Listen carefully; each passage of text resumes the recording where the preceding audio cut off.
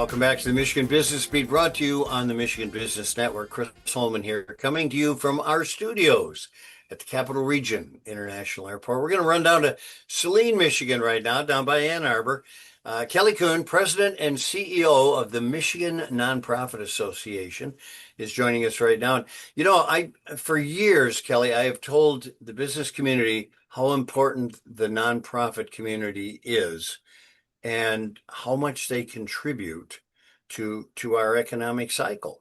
So why don't you let everybody know what the Michigan Nonprofit Association is and does? Sure. The Michigan Nonprofit Association, we ourselves are a 501c3 charitable organization that serves nonprofits all over Michigan.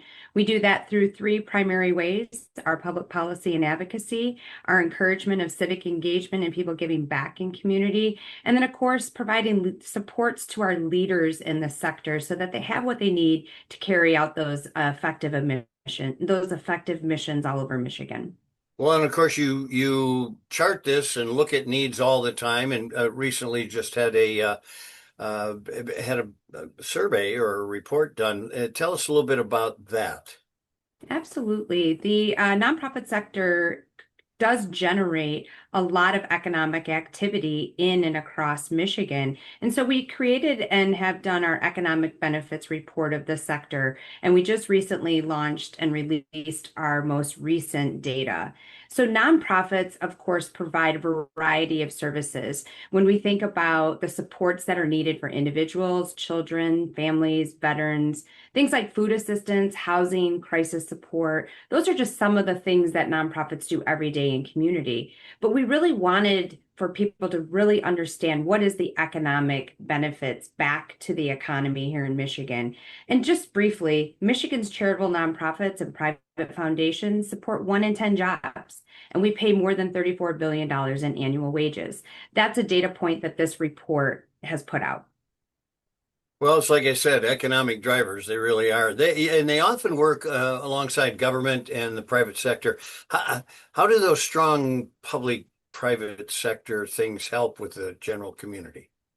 So, just like our friends in government and our friends in the for-profit spaces, nonprofits also share this commitment for improving lives and communities. And to ensure this commitment stays in place, we need to develop and deepen those relationships with business and government.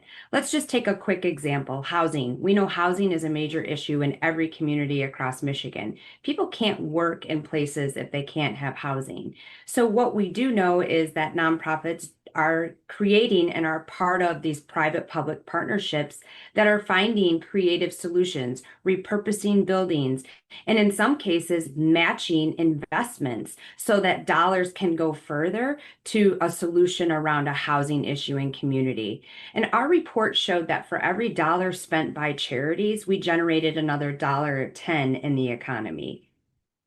Kelley, the report kind of highlights some concerns about government shifting responsibilities to nonprofits. This we used to call unfunded mandates, if you remember. So that's going to impact the business community. Tell me about that. That absolutely is. We did this report in partnership with our friends at the Council of Michigan Foundations. They represent foundations, the philanthropic side of the nonprofit sector here in Michigan. We have data to show that if we took all the assets in foundations across the country, they'd be able to fill 79 days of the federal budget. 79 days. So even our charitable organizations in the sector cannot possibly fill what we know is important for us to have resources from our government sources. And so if we also took a look at, from a business community, the recent ALICE data, which stands for Asset Limited, Income Constrained, and Employed. These are employed individuals who are reporting that 1 in 4 Michiganders were above the poverty line, but still cannot afford enough to survive. It is likely that those individuals are coming to the nonprofits to fill those gaps. And we are doing that. But one of the things that we need is consistent dollars. We need to make sure that there are resources above and beyond what our friends in philanthropy can do, charitable donations. We need a full spectrum of resources in order to be able to continue to fill those needs for our Michiganders. So the little things, volunteerism, you go on a Saturday, you help at the food bank, whatever, charitable giving, civic engagement, all those things are major themes in your policy work. I absolutely love this part of the sector, right? People giving back to other people and showing up in ways to support their communities is what makes our sector unique. And it is through the generosity of individuals, time, treasure, and talent that we really do strengthen, again, back to that common theme that we all have for improving conditions in our communities. And we rely really heavily on the generosity of individuals to do that. So looking ahead, what policy changes or investments need to be made? We would love to make sure we have a consistent regulatory policy that allows for us to continue operating and employing staff and providing much needed services to community. We know a couple weeks ago that the problems in Michigan are deep. That's what we heard at the Mackinac Policy Conference. Nonprofits share in this commitment to improve conditions in Michigan, and we need to continue to build from and deepen our strong private-public partnerships. And lastly, a topic for another conversation, we need to get a complete count in our census in 2030. Yeah, there you go. Kelley Kuhn, President and CEO of the Michigan Nonprofit Association from Saline. Thanks for the great work you do. Thank you for having me today. You're watching the Michigan Business Beat on the Michigan Business Network. I'm Chris Holman. We'll be back with more.